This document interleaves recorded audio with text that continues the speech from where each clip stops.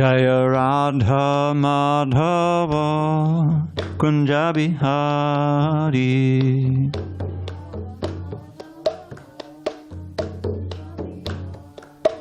Jaya Radha Madhava Kunja Bihari.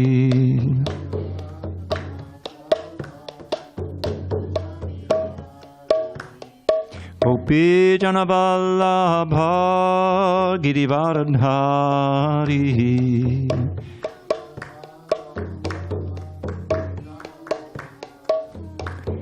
Gopi Jana Vallabha Girivardhari. Girivardhari. Yashodanandana Pajajana Ranjana. Yashodanandana Pajajana Ranjana.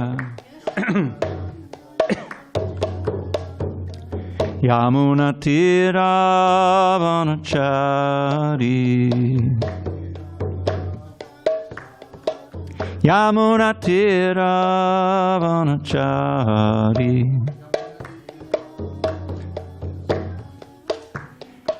Hare Krishna, Hare Krishna, Krishna Krishna, Hare Hare, Hare Rama, Hare Rama, Rama Rama, Hare Hare.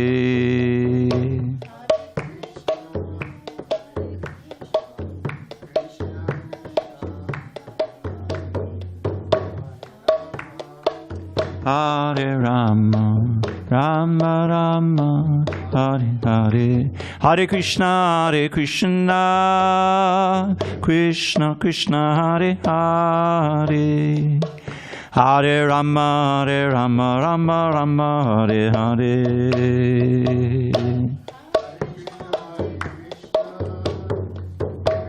Hare Krishna, Hare Hare, Hare Rama, Hare Rama, Rama Hare Hare. Jaya Radha Madhava Kunja Bihari.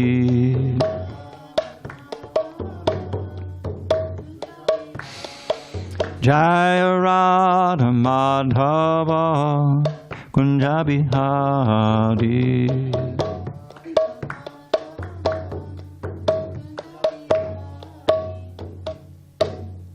Jai Vishnupad Paramahansa Parivajikacharya Ashtottara Shri Srimad Divine Grace Srila A.C. Bhaktivedanta Swami Prabhupada Ki Jai.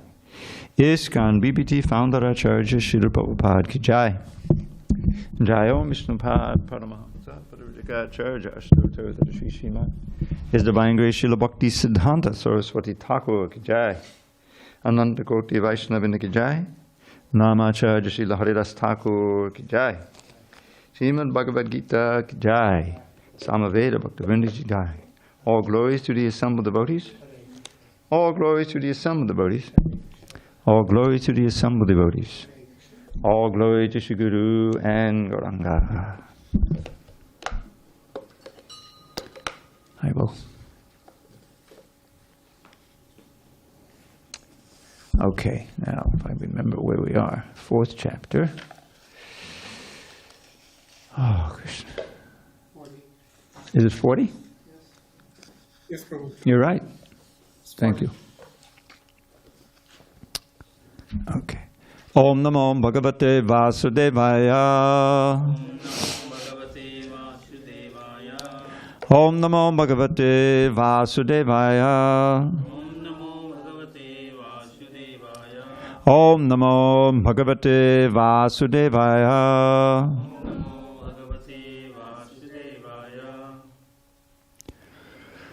On the 6th day of July 2022 in San Diego, we're reading from Srimad Bhagavad Gita as it is.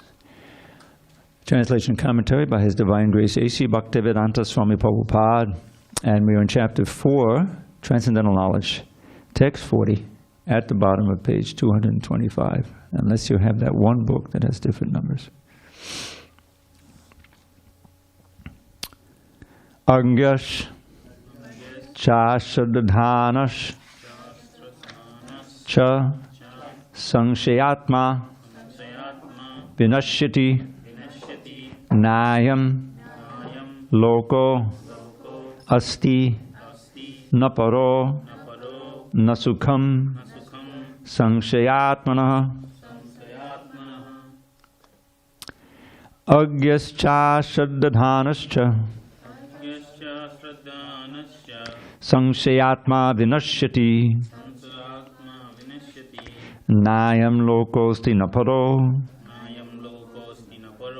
Nasukham Sanshayatmana Agyascha Shraddhanascha Sanshayatma Vinashyati Nayam Lokosti Naparo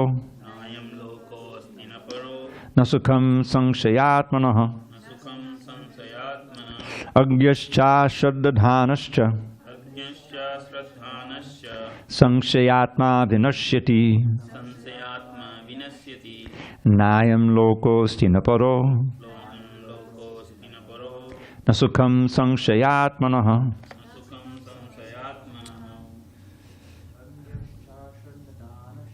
Agyascha Shraddhanascha Sanshayatma Vinashyati Nayam Lokosti Naparo Nasukham Sanshayatmana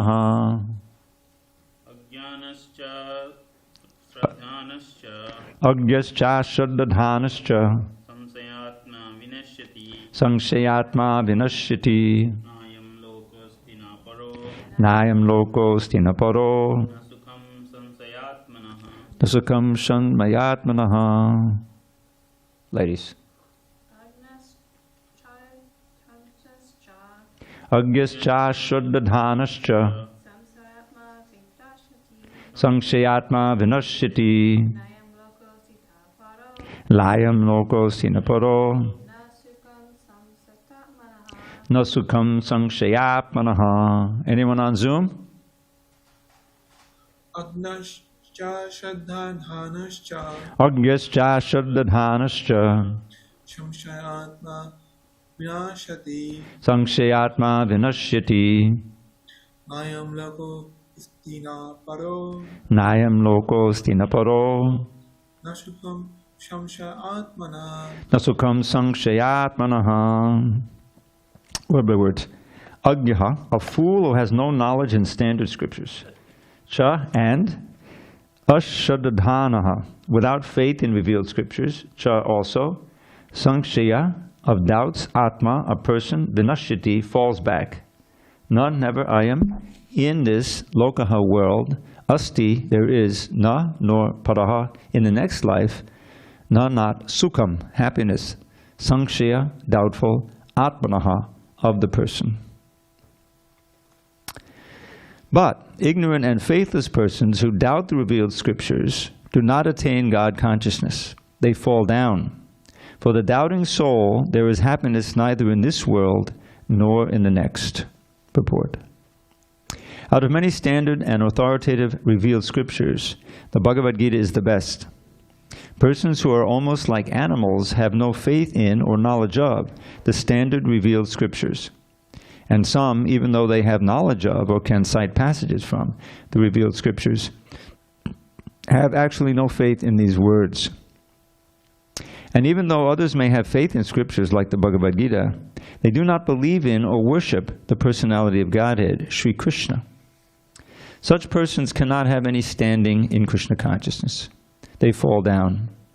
Out of all the above-mentioned persons, those who have no faith and are always doubtful make no progress at all. Men without faith in God and His revealed word find no good in this world, nor in the next. For them there is no happiness whatsoever. One should therefore follow the principles of revealed scriptures with faith and thereby be raised to the platform of knowledge. Only this knowledge will help one become promoted to the transcendental platform of spiritual understanding. In other words, doubtful persons have no status whatsoever in spiritual emancipation. One should therefore follow in the footsteps of great acharyas who are in the disciplic succession and thereby attain success. Om jnana timirandasya jnananjana shalakaya chakshur unmilitam mena tasmai shri gurave namaha. I was born in the darkest of ignorance, but my spiritual master Srila Prabhupada opened my eyes with the torchlight of knowledge. I offer my humble obeisance unto him and all members of Sri Paramparadi, disciplic succession. So, Krishna is getting ready to wind up this chapter. And he's concentrating on this concept of faith. We know from Rupa Goswami in these famous two verses, the ladder or the path from faith to love, Shraddha to Prema. He says, Adau Shraddha, meaning in the beginning there must be some faith. And if you have that faith, then you'll associate with devotees. Adau Shraddha Tadaksaru Sangha. And the best gift that the sadhus can give you, many gifts, but one is that in strengthening of the faith.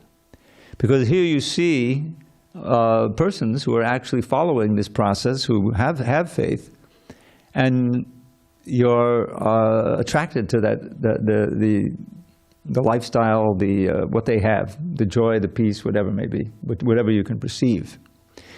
And so that faith deepens to the point where you want to try the process, basically chanting, bhajana kriya. And as soon as you begin that process with a modicum of faith, you get some result. If you're following nicely, you're chanting and hearing with some concentration, participating in other programs. In general, just as doubts are, if you will, can easily be caught. In other words, you can be influenced to doubt something. You can also be influenced to believe in something. That's not immediately available to your senses. This is why there's a need for faith, because Krishna is by nature transcendental, beyond the range of our mind and senses. So Srila Prabhupada was so advanced, in Krishna consciousness. He emanated this peace and this prema and this joy and this absolute certainty. This is why the Bhagavad Gita is such an influential book. There's so many other Bhagavad Gitas, as Prabhupada points out at the beginning of this book, that have been translated into English. But they haven't been written or presented by pure devotees. So the faith that they have, the experience that they have, the lack of any doubt doesn't come through, and it's more or less an intellectual exercise, or they're trying to exploit Krishna's message, or they say something that Dr. Radhakrishnan wrote a Bhagavad Gita, which I have on my shelf, because believe it or not, oftentimes I agree with Babu. He would rely on those translations. Now, he had some authorization from Srila Prabhupada. In 1967, as you may know, Srila Prabhupada had a stroke in May, and he was recuperating after that. And eventually they had him, set him up in a place north of San Francisco, Stinson Beach, I think it was. There was a nice retreat there, and he was staying there. And the Bhagavad Gita was going on, and Hayagriva was staying there, and he would come and ask Prabhupada, what does this mean? What is this? What about this translation? And finally Prabhupada said, don't worry about the translation so much. The main thing is the purport. You could use some other they're basically okay. Yeah, so there's some authorization for this. But at the same time, one has to be very careful, because this is my wheelhouse, as we say. I have that book, and I'm looking at. And so at the end of chapter 9, there's a very important verse, some of you may know, Manmana babamad bhakto manjadi mam namaskuru mame vaishasi yukva mamatmanama parayanaha. Verse appears almost identically at the end of the 18th chapter, the end of the book.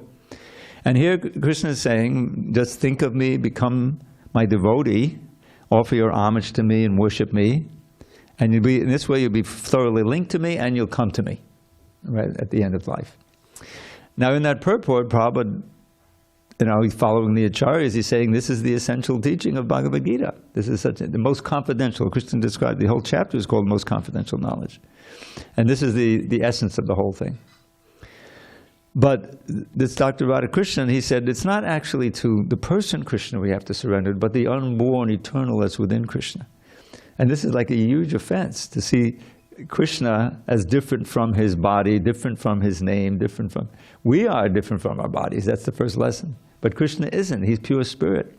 So Prabhupada wrote, this first came up, I don't know if you know all the history, but Prabhupada was trying very hard to work with the Gaudiya Math for some time.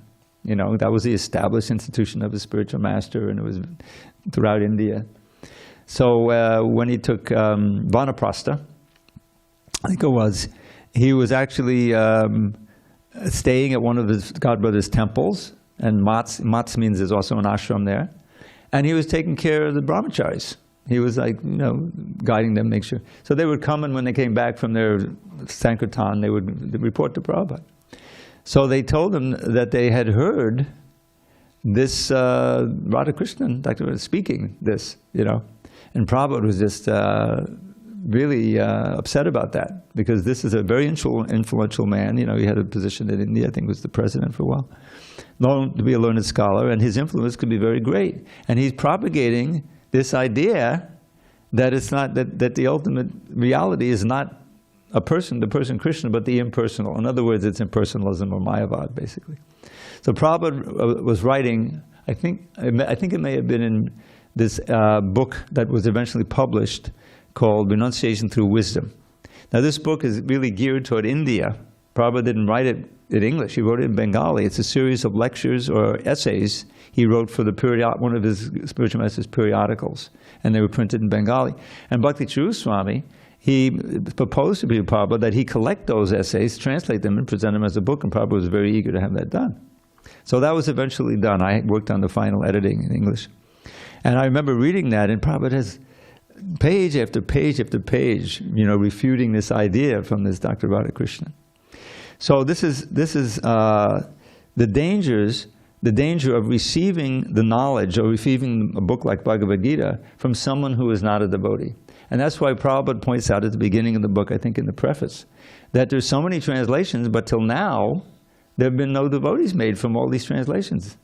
It could have been for 100 years, because in the 19th century, there was a group of Americans called the Transcendentalists. I think Emerson was one, Thoreau, and they were familiar with the Gita, because don't forget, the English, the British were ruling India. And so some of them were very intellectual, and they took some of that. They became Sanskrit scholars. One of the dictionaries we use is called Monier-Williams. Monier-Williams is not an Indian name, as you may notice, an English name. Monier-Williams became a whole dictionary. So that Gita had been translated because it's so prominent, and it made its way to America. So anyway, the point is, this whole section is about Shraddha. Now you remember the last verse in 39, a faithful man who is dedicated to transcendental knowledge and who subdues his senses is eligible to achieve such knowledge, and having achieved it, he quickly attains the supreme spiritual peace. So this is the value of Shraddha. Shraddha, or faith, opens your heart. You become receptive to the message. If you're approaching it with the barrier of doubt, then you really can't get the benefit from the knowledge, obviously. You know, you have to receive it properly. And that's why this book is made for devotees. So here in the verse we read today, here Krishna says, here's what happens if you have no faith. Ignorant and faithless persons who doubt the revealed scriptures do not attain God consciousness, they fall down. For the doubting soul, there is happiness neither in this world nor in the next. So here's the stark contrast. If you do have faith, then you're dedicated to transcendental knowledge, you subdue the senses, then you can achieve such knowledge, and having achieved it, quickly attains the supreme spiritual peace. So the beginning is faith, and that faith comes up again and again throughout our Shastra, because it's kind of the door that opens up. You become receptive. And the real key to the faith, getting that faith, and so many other things, is associating with the faithful.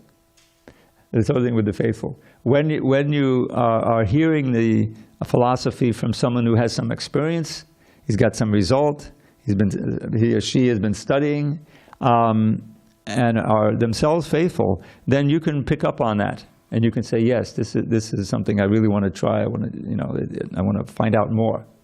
Whereas if you're just hearing from someone who is doubtful, who is, said, yeah, that's just one of those cults, naturally your faith is going to be squeezed out, destroyed. So therefore, association with the devotees is essential. And sadhu sangha sarva shastra koi. And Krishna is being very severe here. They get, what does he say? They no happiness in this world or in the next. Because what are you throwing back on? What I really believe in is what I can see with my own eyes and I can experience with my own senses. That's Maya. That's what Maya is made up of. You have these senses that are trying to convince you can be happy by satisfying them, by sense gratification. And if you continue to do that, it becomes your knowledge is covered. This morning we read a verse. The morning class is very interesting. And the demigods are praying to Krishna in Bharta Varsha or something that's involved with Bharta Varsha, but the demigods are praying. And they're saying, we're so-called enjoying up here. They have a moment of clarity, because they're living on the heavenly planets for a long time. You read about Indraloka, Nandanana gardens, But they're saying that, and what was it? Indriyotsavat. Utsava means a festival, right? So the festival of sense gratification that we're experiencing is completely making us forget about Narayan, about Lord Narayan. So they're having a moment of clarity here. And they're realizing that even though we made it up to heaven and we're living in heaven, it's really a negative. Better to be back on earth, where you have the impetus to strive to get out of all the pains and suffering, and therefore you remember. So that's this theme. It's a science. And I always go back to that end of the 3rd chapter, where Arjuna asks, what is it that impels us to do things that we even know are bad for us? Classic case, everyone knows, cigarette. Right? I remember when they put those notices on the cigarettes. It was the early 60s. You can imagine, people had been dying of tuberculosis and cancer for years. They were obviously bad for you, but the cigarette companies were paying the doctors to say, well, there's no final proof for that. We're still working it. Finally it became clear that there should be some notice on there because kids are getting to smoke. So they put, cigarette smoking can be hazardous to your health. So people would read that and say, yeah, I know, but I still need to light up, That's a perfect example of the knowledge being covered. Maybe it won't be so bad for me or whatever, you don't. But, and so that's, okay, now, do they have pictures on there? I mean, do they have pictures of people dying of cancer? I worked in a hospital. I saw, it was really good for me, because I was reading Bhagavad Gita and seeing birth, old age, disease, and death in the hospital. They were all there, And I remember, God, graphically, people were there, emphysema and all this lifetime smokers. And there's this poor person, he's smoking, and he's trying to smoke. They have these things in the trachea, and he's got the cigarette up here. Can you believe? Huh? They used to show that in commercials and stuff. Oh, really? Yeah. It's crazy. And so this is the perfect example of lust. Lust is most graphic in addiction, where your intelligence is saying, oh, no, I can't, I wish I could stop, but you can't, because you're so much controlled by the lower urges, And really, material life is like that. It may not be so graphic all the time, but it may be more subtle sense gratification. But anything you do that's just based on trying to satisfy your own senses is covering your knowledge. This idea of the Transcendental Lord who was supposed to serve, and the pains of birth, old age, disease, and death. You want to forget about that if you're in an enjoying mood. I don't want to think about old age, disease, and death. Let's go enjoy. That's what that's all about. Grab all the gusto you can get. What is that? What is it? Folo? You only go around once. You only live once. YOLO. Yeah, we can all. We should make a shirt.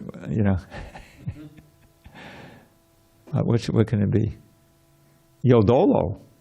You don't only live once. Anyway, that's the first lesson. You're eternal. You're eternal. You should be aspire for your welfare on the eternal plane. Shreya, not prayas. Prayas is for children and animals. You want to become an animal in your next life. So this faith, and Srila Prabhupada, this was the original gift that he would give. Someone would come into his orbit, they come to that 26 Second Avenue or any place where he went, and he was obviously a realized soul. He's not just an ordinary person. And the chanting and the instruction, the prasadam, the whole thing created an aura where people would say, there's something going on here, you know?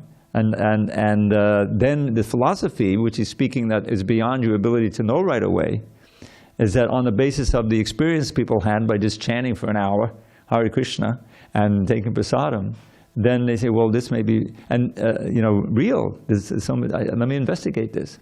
And then for ourselves, who have a modicum of faith, we should deepen it by realizing, yes, this is a whole line. That's why, oh my jnana timirandasya. It's not just, Srila Prabhupada, but those who came before. Great souls like Bhaktisiddhanta Saraswati and Bhaktivinoda Thakur. That's why it's so important to investigate their lives. There's so many wonderful biographies now. You can read about, you said Bhaktivinoda Thakur's, was it disappearance or appearance? Disappearance. All these people believe in it, these great souls. So who am I to say, nah, doesn't sound right to me? We should, they're all mistaken. There really is no Krishna. That's crazy. So anyway, we should take this instruction, that Krishna is giving, and not let the doubts. I mean, I've seen over the years devotees allowed, slack off on their sadhana. They allowed desires for name and fame or sense gratification to creep in. They fall away this way, and people who are, giving classes, who are fixed in devotion, they fall away and they get covered over. And I don't know what kind of consciousness they have. But remember, though, that was just a phase I went through, when I was 20 to 23, I was in. But now I got more important things to do, It happens like that. So we should be wary of that and be careful of the association. There's one verse that just sticks in my mind. As we know from experience, the essential sense, the most important sense is the ear, is hearing. It all starts with hearing, right? Shravanam, Kirtanam, Vishnu. So this is a verse in chapter, I think it's 9 of the 3rd canto, the description of the kingdom of God. And I think it's Brahma speaking. And he's talking about the dangers of allowing our mind to be too much attracted to mundane sound vibrations. And he's saying, it's a question, who goes to Vaikuntha? Who can come here to Vaikuntha? He just described it in beautiful terms, So this one is who doesn't go. Yanna vrajant agabedol rajanana varat chunbandiye nivishaya kukatamatigni yastu shuta hatabagar nibadata saras tang chapancha shadaneshu tamaksu hanta. The last word of this verse is alas. He's lamenting here. So what does he say here? Here's who doesn't go. Yanna vrajanti. Vrajanti is to go. Na vrajanti, they don't go. Agabhida. Agabhida is a name for Krishna, he who destroys all our sin. Rachananuvada is a construction of words. In other words, a literary work or sounds, words. Shrinvanti, they hear, ye anyavishaya. Rachananuvada. They hear words, they will read books that have nothing to do with Krishna. Rachananuvada means a construction of words. It has nothing to do with that sin-destroying Krishna, that Krishna. Then what happens? Those very topics, astu shuta, hearing those, hata bagaya, it takes away all your good fortune, nirva for a human being, atasaras, and it steals away your very interest in the essence of life. You see? The sound vibrations. And tang chapan, those topics, those hearing of other topics, chapanti, throws you down, chapanti ashadaneshu, to tamaksu, in the world of darkness where there's no shelter, alas. In other words, it takes you to hell. It's all a question of what you hear and who you hear it from. That's an important point. You hear Bhagavad Gita from a non-devotee or a Mayavadi, it's like milk touched by the lips of a serpent. This is one of the famous verses. So hearing this transcendental sound vibration from the right source, from devotees, pure devotees like Srila Prabhupada, is ideal. and developing faith by association and by practice, by practicing the sadhana. Then we're on our way back to Godhead, and then we're on the safe side. So faith is all important. We should protect our, sprouting faith. We have some faith, but don't let it be trampled by bad association and bad vibrations and operats. Okay, any discussion on faith on this? Krishna is speaking very strongly here. Nasukam, they don't go to the Supreme Will, they get no happiness for the doubting souls. Okay, text 41. Yoga sanyasta karmanam jnana sanchinna sanshayam atmabantam na karmani nibadnanti dhanandaya. So, it's positive, very positive verse. One who acts in devotional service, renouncing the fruits of his actions, and whose doubts have been destroyed by transcendental knowledge, is situated factually in the self. Thus he is not bound by the reactions of work, O conqueror of riches. Purport: one who follows the instruction of the Bhagavad Gita as it is imparted by the Lord, the personality of Godhead himself, becomes free from all doubts by the grace of transcendental knowledge. He, as a part and parcel of the Lord in full Krishna consciousness, is already established in self-knowledge. As such, he is undoubtedly above bondage to action. So just to point out the contrast or the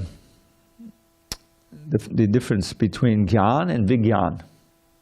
Vigyan means, probably would call it realized knowledge or scientific knowledge. Science being direct perception. In other words, there's no doubt about it. There's no point of doubting the law of gravity. We can all experience it. It's real, right? Does anyone doubt gravity? Then the person is crazy, right?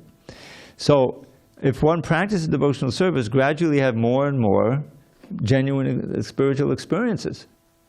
It's not just a question of something in the book or something someone tells you, but you yourself experience that you're becoming detached from bad habits, you're being saved by that. You're experiencing some real joy in the association of devotees and kirtan. It's not that it's sthai bhava, it's not steady, unbroken bhava, but there's some hints there that there's really something here. So, Krishna is saying here that one who acts in devotional service, renouncing the fruits, thus he is not bound by the reactions. So you get some realized knowledge. This is explained in the second chapter, first canto. Excuse me.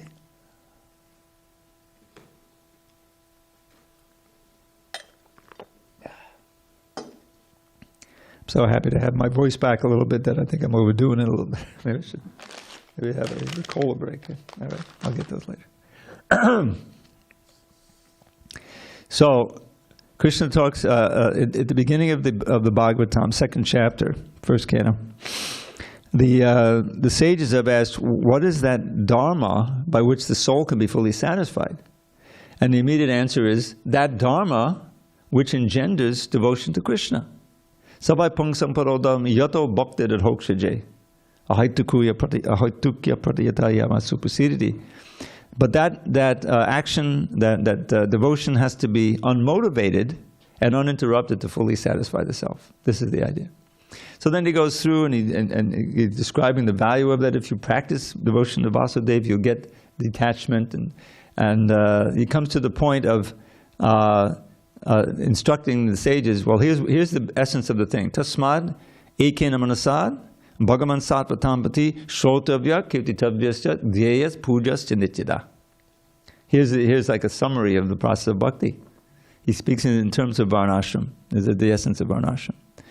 And that is that, therefore, with one pointed mind, full attention, one should hear about, chant about, remember, and worship Bhagavan, Supreme Personality, Bhagavan Ishvaro Hari, who is the Supreme Controller and the Supreme Lord, like that.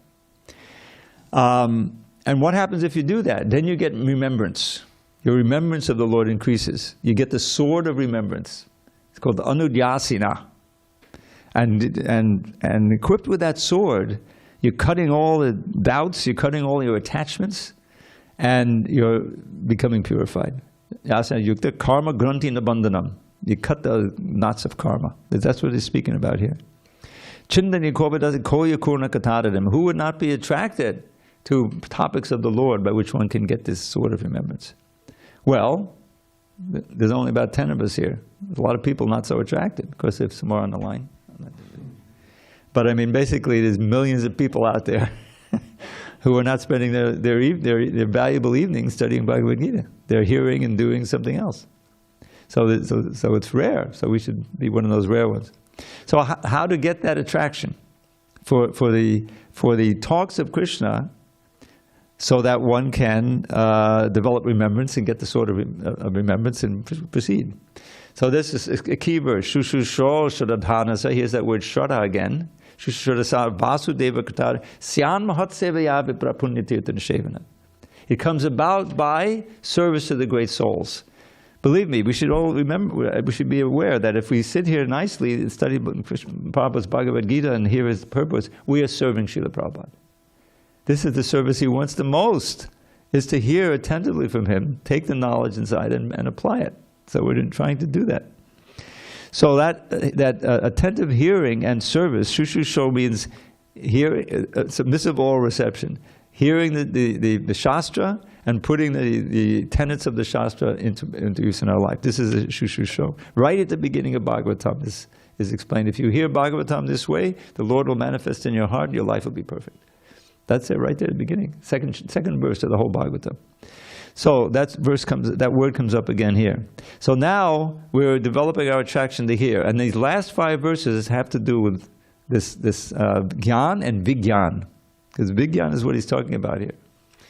And he says that, Shinvatam Sukata Krishna. Now we have a desire to hear. So what are we going to hear? We're going to hear all about Krishna. And from the Shastra and from the devotees. So Shinvatam Sukata Krishna Punya Shravana Kirtana, those words bring piety automatically. Punya Shravana Ridyantakstoya Badhrani Vidunoti Surit Satam.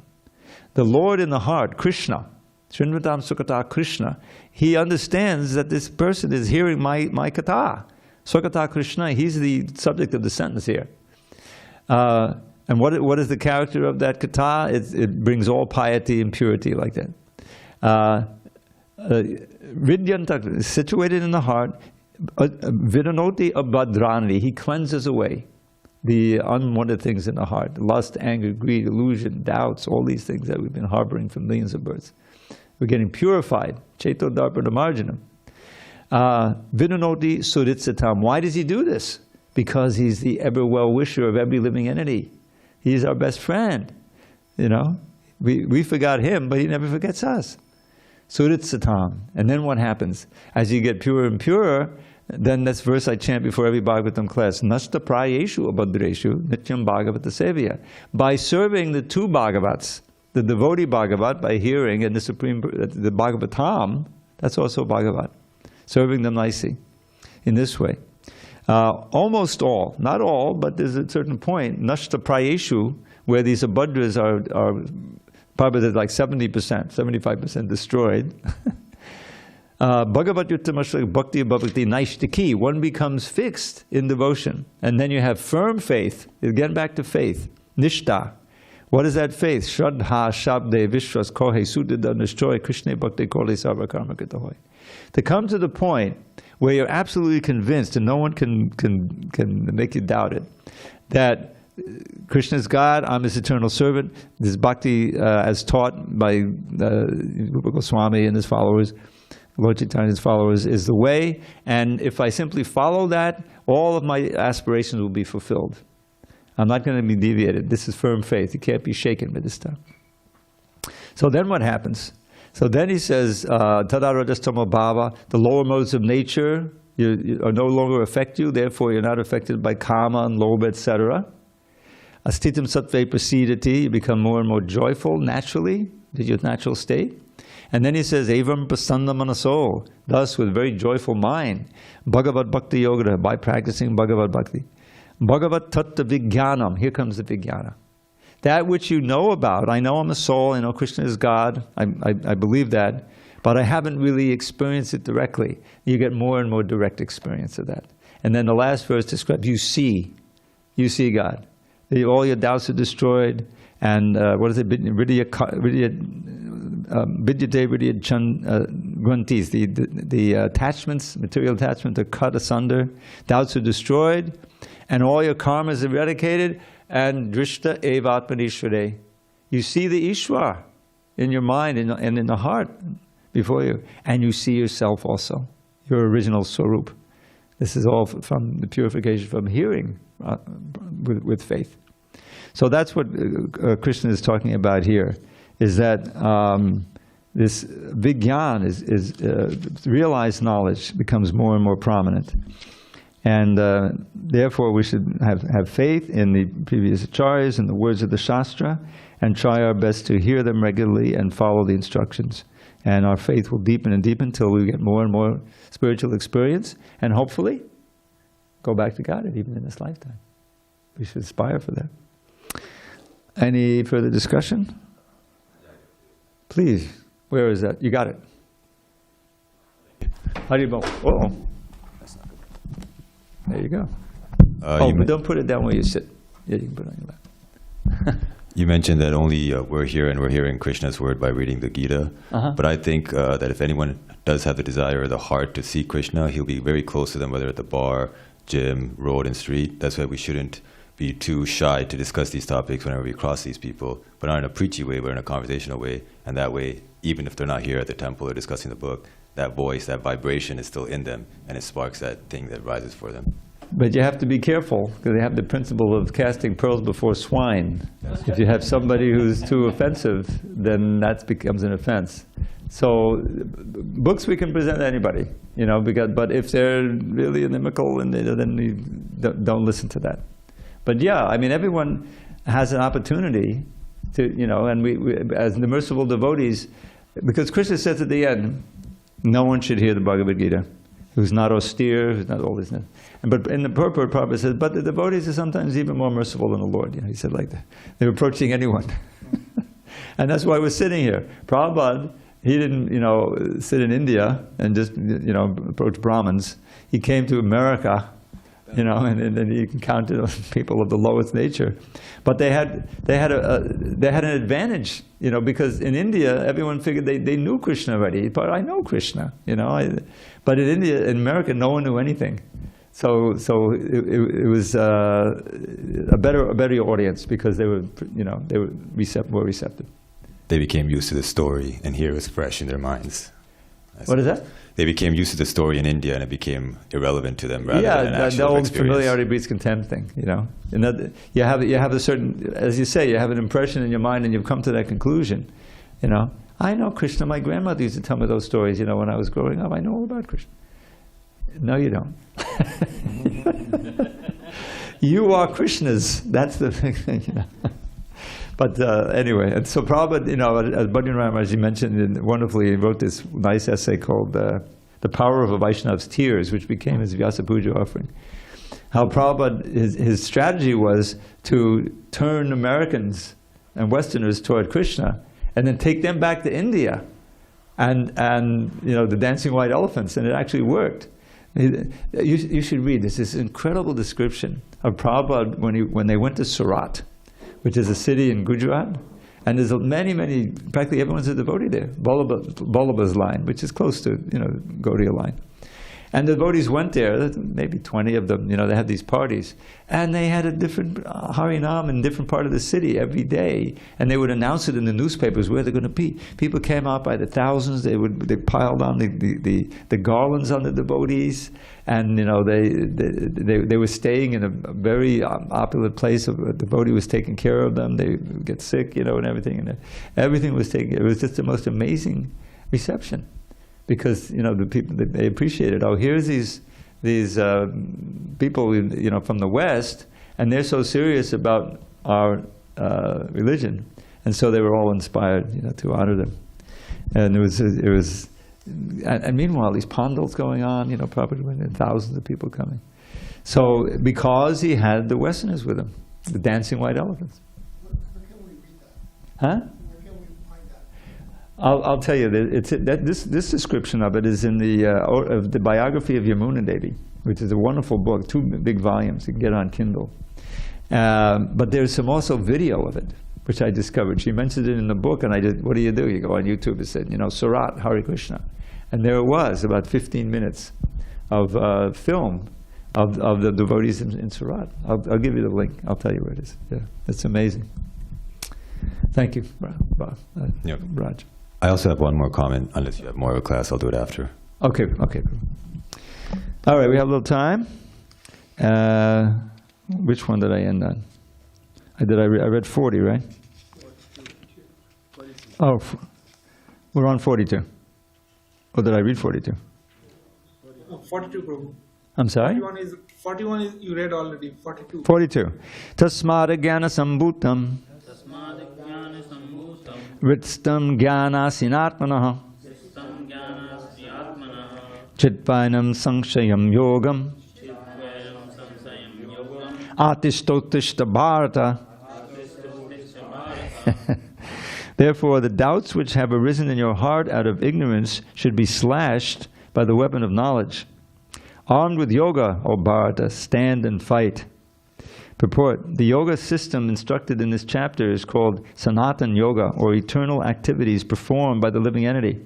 This yoga has 2 divisions of sacrificial actions. One is called sacrifice of one's material possessions, and the other is called knowledge of self, which is pure spiritual activity.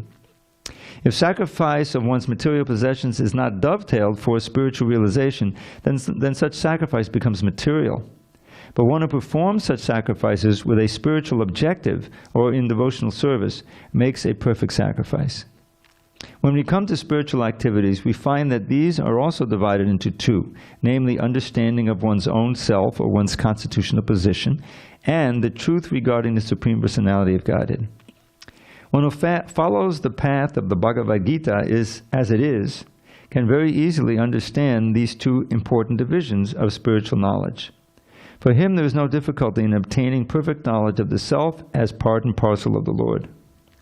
And such understanding is beneficial, for such a person can easily understand the transcendental activities of the Lord. In the beginning of this chapter, the transcendental activities of the Lord were discussed by the Supreme Lord himself. One who does not understand the instructions of the Bhagavad Gita is faithless, and is to be considered to be misusing the fragmental independence awarded to him by the Lord. In spite of such instructions, one who does not understand the real nature of the Lord as the eternal, blissful, all-knowing personality of Godhead is certainly fool number 1. Ignorance can be removed by gradual acceptance of the principles of Krishna consciousness.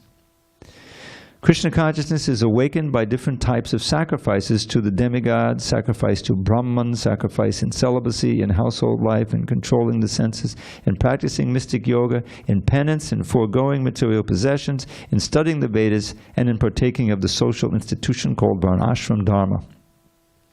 All of these are known as sacrifice, and all of them are based on regulated action. But within all these activities, the important factor is self-realization. One who seeks that objective is the real student of the Bhagavad Gita.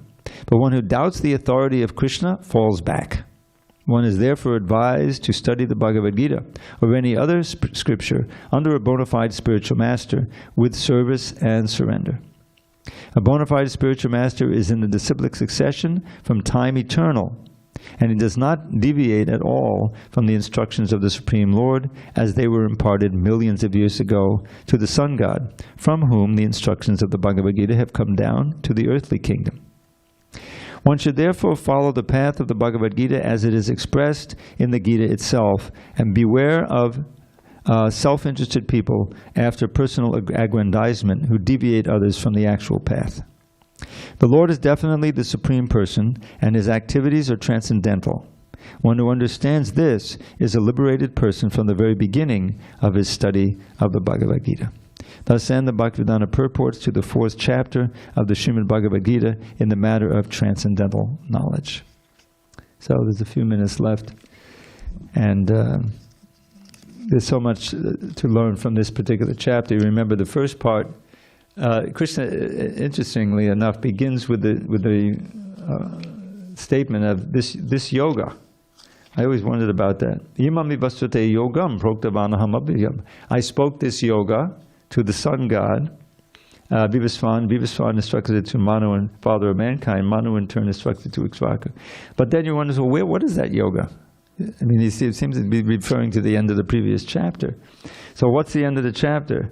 Evam buddhe param buddha. Thus, knowing oneself to be transcendental to the material senses, mind, and intelligence, or Madhyam Darjan, one should steady the mind by deliberate spiritual intelligence, Krishna consciousness, and thus, by spiritual strength, conquer this insatiable enemy known as lust. So Srila Prabhupada kind of gives it away in adding in brackets here, Krishna consciousness. The way to steady the mind by deliberate spiritual intelligence is by practicing Krishna consciousness. And that is the yoga that Krishna spoke to the sun god. In other words, it all fits together. This all is in the context in the end of the third chapter of how to overcome the bondage, the shackles of lusty desire, which are cover our knowledge and bind us to this material world birth after birth. So it's not a question of repression, but it's a question of sublimation. Of those very desires that we have we understand that this is simply perverted love of God. Kama is prema that's been curdled by contact with the modes of nature. So that very desire, you don't want to kill it or suppress it, but you want to redirect it. So the desire, and Prabhupada was so brilliant, that there's so many austerities in Krishna consciousness, but then there's prasadam, the prasadam. And he knew full well that, okay, they've given up this, given up that. Okay, eat more, take more, Stanley. He would pile up Bhakta Stanley's 10, 11 chapatis, So the idea is that it's possible to do that, and we've seen it, and that material desire can be purified by being redirected to Krishna in service, and that's the knowledge, or that's the yoga that he spoke to the sun god. So that was the beginning of the chapter we just ended in, and if we have faith in that it's real and Krishna is speaking what he's saying, then we can benefit from the process of devotional service, which will be continue to be spoken of in the next chapter. Karma yoga, action, and Krishna consciousness. When the activity is being done in full knowledge, our knowledge has to inform our activity. And then when we get that matures into Vigyan, we get direct experience, and that draws us on and on and on to deepen our commitment and our seriousness in devotional service. So it's very scientific, as Prabhupada would say. It's a science. It's not just a religion. It's a science. And it actually is a science if you follow it nicely. Okay, so we need to adjourn. Thank you for your attention. We'll gather again on Monday to begin the 5th chapter. Srila Prabhupada Ki Jai.